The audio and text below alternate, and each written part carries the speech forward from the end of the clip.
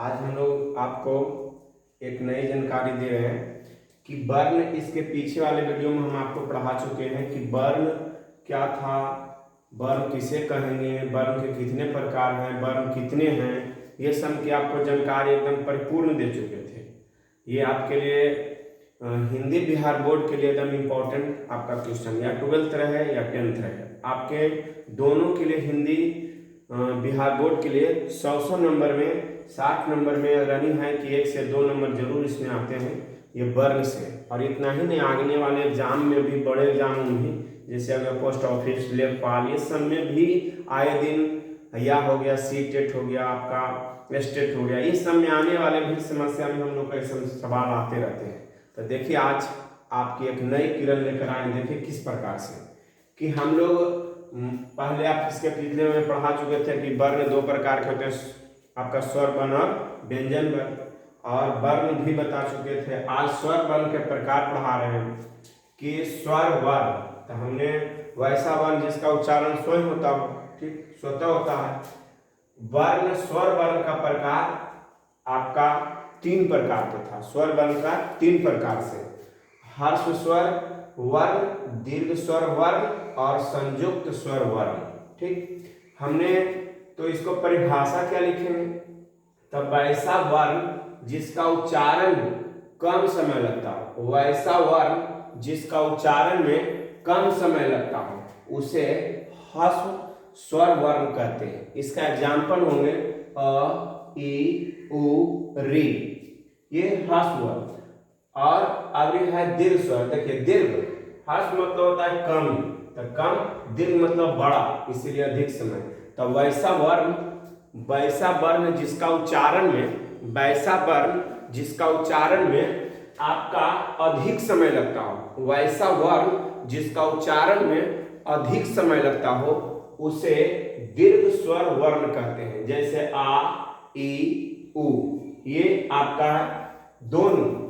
और आपका है देखिए संयुक्त में, तीसरा में है संयुक्त। दोनों करने का मतलब कम भी और अधिक भी, कि वैसा वर्ण जिसके उच्चारण में कभी कम भी समय लगता है और कभी अधिक भी, और उसके साथ दोनों का उच्चारण उसी में शामिल होता है, अलग नहीं।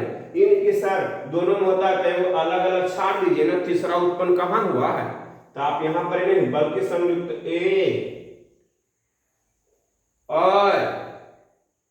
ओ, इस प्रकार से रहता है। तो ये हम लोग का स्वर वर्ण आपका कह रहा है। फिर आते हैं व्यंजन वर्ण। व्यंजन वर्ण क्या है, तब व्यंजन में होता है स्पर्श वर्ण। स्पर्श वर्ण कौन कौन है, तो याद रखेंगे कवर्ग, चवर्ग, टवर्ग, तवर्ग, पवर्ग। ठीक है, तो उच्चारण भी इसी में दे दिए, एकदम बड़ी सिंपल है, समझिए कि आपका ट्रिक है कि कवर्ग का उच्चारण हुआ कंठ से, क कंठ से, ख कंठ से, ग कंठ से, चवर्ग तालु से, चवर्ग तालु से। देखिए च, ये आपका उच्चारण है चवर्ग। ये उच्चारण स्थान बिहार बोर्ड में आएगा कैसे सवाल, ऐसे नहीं आएगा, कैसे आएगा हम वो भी आपको दिखाएंगे। कौन कौन सवाल इंपॉर्टेंट है वो भी दिखाएंगे। आपका हो गया टवर, मूर्धा से, टवर के ट समाता है जो सब मूर्धा से, तवर ये होंगे दंत से, तवर्ग होंगे दंत से, पवर्ग होंगे ओष्ठ से। ये आपका इस प्रकार से। तब व्यंजन के प्रकार है स्पर्श वर्ण में इतना के अंतर्गत आते हैं। ये होते हैं उच्चारण स्थान, हमने बताया ये उच्चारण स्थान है, कंठ, तालु, मूर्धा, दंत, ये सब, कवर्ग, क, ख, ग, ये सब। और अंतःस्थ वर्ण य, र, ल, व तथा, ये सब अंतःस्थ वर्ण का भी उच्चारण स्थान आपको आने वाले में बताएंगे। अभी तुरंत आपको दिखाते हैं। उष्म वर्ण स, तलव्य स, मूर्धन्य स, दंती स और ह।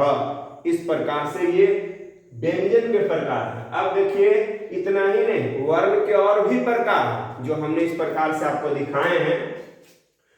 वाह्य प्रयत्न के अनुसार व्यंजनों को 2 वर्ग में बांटा गया है। वाह्य प्रयत्न माने, वाह्य मतलब आपका कोई बाहर से अपने उच्चारण में, सांस के उच्चारण में हमने बताया है अल्पप्राण और महाप्राण।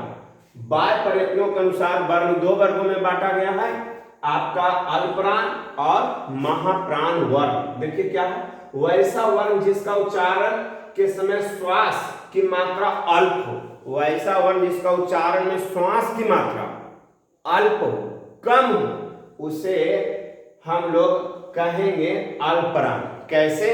तो होता है पहला, तीसरा, पांचवा और अंतःस्थ वर्ण। अंतःस्थ वर्ण य र ल व, य र ल व, ये आपका है अंतःस्थ वर्ण, इसी में शामिल है। देखिए कैसे, महाप्राण, प्रत्येक वर्ग दिखाएंगे कि वर्ग क्या है। महाप्राण वैसा वर्ण जिसका उच्चारण अधिक, आपका सॉरी ये दो अधिक लिखा गया है, वैसा वर्ण जिसका उच्चारण में अधिक श्वास की मात्रा हो, अधिक श्वास की मात्रा हो, उसे हम लोग कहेंगे महाप्राण वर्ण। जैसे प्रत्येक वर्ण का दूसरा और चौथा, महाप्राण में दूसरा और चौथा। यह देखिए, अब हमने कहा था अभी वर्ग के बारे में बताया था कि वर्ग आखिर क्या है। तो यह देखिए, एक, तो ये नहीं कि कोई मैथ वाला मजबूत है तो मैथ में वर्ग 4 भुजा से घिरे क्षेत्र को वर्ग कहते हैं, ये नहीं समझना है। कहा कि बहुत सारे वर्ग मतलब यही बच्चा समझ रहे हैं, ये नहीं समझना है। 1 2 3 4 5, ठीक बाबू। तो ये देखिए पहला, ये देखो पहला, तीसरा, ये देखो आपका तीसरा, ये देखो तीसरा, और कहते हैं पांचवा और पांचवा। ये कौन वर्ण का उच्चारण होगा? तो अल्पप्राण, अल्पप्राण वर्ण। कैसे? क ग ड़, कम समय लगे उच्चारण में, सांस की मात्रा आप भी उच्चारण कर सकते हैं, क ग ड़, कम समय लगेगा, इसीलिए आपका ये कौन प्राण? अल्पप्राण कहलाएगा। फिर से आते हैं, और आपका देखिए महाप्राण क्या होगा? आपका दूसरा उच्चारण में देखिए कह रहा है कि यहां पर देखना है दूसरा चौथा, दूसरा चौथा, तो दूसरा चौथा, ये आपका कौन प्राण? महाप्राण। क्या है? उच्चारण में अधिक समय लगता हो, उच्चारण में अधिक समय लगता हो, वो कहलाता है महाप्राण। तो क्या है दूसरा? ख, अधिक समय, ख, अधिक समय, घ, ये है आपका महाप्राण। और इसके बाद और भी है इसके प्रकार वर्ण का, जो इस प्रकार से अभी हमने आपको पढ़ाया था बाह्य तंत्रियों स्वर के आधार पर।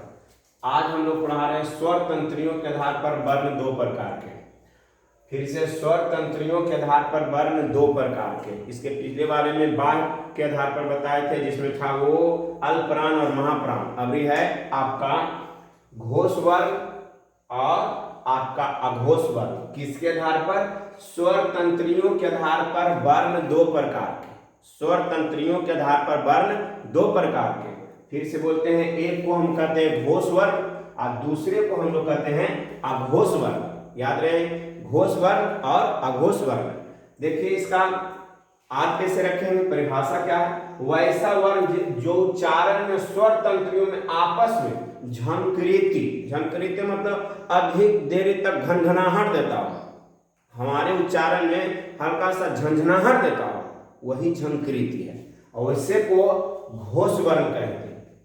जैसे प्रत्येक वर्ग, हम लोग इसको याद रखेंगे, प्रत्येक वर्ग का तीसरे, चौथे और पांचवें के अलावा य, र, ल, व और ह, जैसे बोले उसके पीछे से एक झंकृति दे रही है।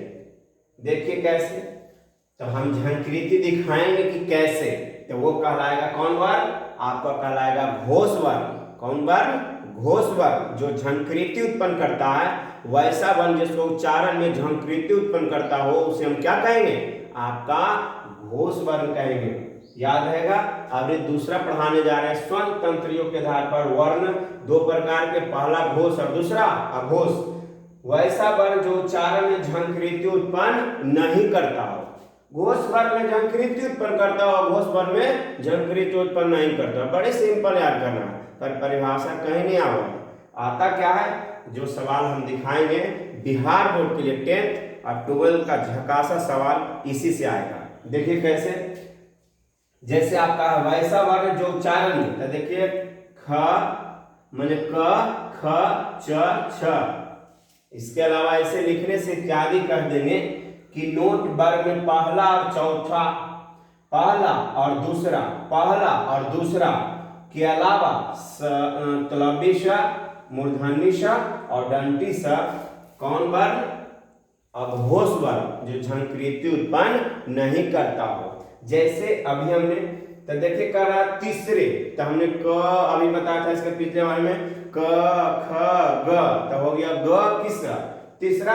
तजरा में झंकृति उत्पन्न ग, उच्चारण पीछे से लंबा स्वर दे रहे ग, फिर आगे चौथे घ, ये उच्चारण आपका है जो आपका झंकृति उत्पन्न करता है। और झंकृति उत्पन्न नहीं करने वाला कौन है, जिसका नाम है क ख, झंकृति दे रही है क ख, उच्चारण आप भी करें क ख, उच्चारण में झंकृति उत्पन्न नहीं दे रही है, इसीलिए कौन वर्ण, ये कहलाएगा अघोष वर्ण। याद रहे, अब उच्चारण में उच्चारण स्थान बहुत बार हम लोग को पूछता है, इसीलिए हमने आपको उच्चारण स्थान का नाम के साथ साथ उसका कौन कौन उच्चारण और क्या उच्चारण स्थान है ये आपको हमने दर्ज कर दिया है। देखिए कैसे, तो आ कवर, तो कवर में कौन पढ़ाए थे क ख ग घ ड़, ये कहलाएगा कवर।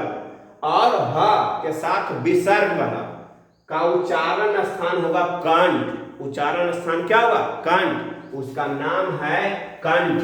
उच्चारण स्थान होता है कंठ पर नाम है उसका कंठ। आपसे सवाल करेगा बिहार बोर्ड का सबसे इंपॉर्टेंट सवाल कैसे आएगा, दिले रहेगा उच्चारण स्थान, ह का उच्चारण स्थान कहां से होता है, अनुनासिका दिले रहेगा, दंतोष्ठ दिले रहेगा, आपका यहाँ पर कंठ दिले रहेगा, इनमें से कोई नहीं, तो आप मारिएगा क्या चीज कंठ, क्योंकि अभी हमने ह को उच्चारण स्थान बताया है कंठ। ए चवर, चवर मतलब समझ गए होंगे, पीछे बार भी पढ़ा चुके हैं। तो देखिए ये य और आपका तलब सा, ये होगा कौन से तालु से, फिर रे टवर र और मूर्धन्य सा कौन से मूर्धा से, जिसका नाम होगा मूर्धन्य। तवर ल और स उच्चारण स्थान होगा दांत से, इसको नाम बोलते हैं दंत्य। उ और पवर उच्चारण स्थान होगा ओष्ठ, उसका नाम है ओष्ठ। बोलेंगे ड़ य न म तथा अनुसार और चंद्र बिंदु होंगे नासिका से, जिसका नाम है अनुनासिका। ए और ऐ होंगे कंठ प्लस तालु, ए और ऐ ये कंठ और तालु दोनों से, इसीलिए इसका नाम कंठ तालव्य है, इसका नाम है कंठ तालव्य। फिर है ओ औ, इसका उच्चारण कंठ और ओष्ठ से, इसीलिए इसका नाम है कंठोष्ठ। क्या नाम है कंठोष्ठ। और आपका है व दांत प्लस ओष्ठ से, इसीलिए नाम है इसका दंतोष्ठ। सबसे ज्यादा सवाल पूछता है, या तो बिहार बोर्ड में आता कैसे सवाल रहेगा कि प का उच्चारण स्थान क्या होगा, तब प का उच्चारण ओष्ठ, प उच्चारण स्थान ओष्ठ, उसी प्रकार से व तो उच्चारण स्थान दंतोष्ठ सबसे ज्यादा आता है। व का उच्चारण स्थान क्या होगा दंतोष्ठ। प का उच्चारण, इसमें से ये याद कर लेंगे, इसमें से 1 नंबर आपका हिंदी व्याकरण में 10th रहे या 12th रहे हिंदी में आता ही है। और इसके अलावा और भी बताने जा रहे हैं, पर अगर जानकारी के लिए लेना है तो आपको और भी ऐसे हम आपके वीडियो पर ही बनाते रहेंगे और आपको पढ़ाते रहेंगे। फिलहाल आपको इतना अधिक जानकारी के लिए हम लोग और आपको बताने जा रहे हैं। फिर से मोबाइल अपने निकालना, आपके पास स्मार्टफोन है निकालना है, उसे प्ले स्टोर पर जाना है और टेलीग्राम ऐप्स डाउनलोड करना है। टेलीग्राम में जाना है, उसमें लिखना होगा Raj English classes, RAJY English, ENGLISH English classes, CLASSES, और वहां पर जाकर सर्च करना होगा। आपके सामने व्याकरण का पूरा हमारे दिया हुआ आपके हाथ में आ जाएंगे। विशेष जानकारी के लिए हम आपको समझाते रहेंगे और अधिक पढ़ना है तो वहां पर असाइनमेंट आप उठा सकते हैं। फिलहाल इतना ही।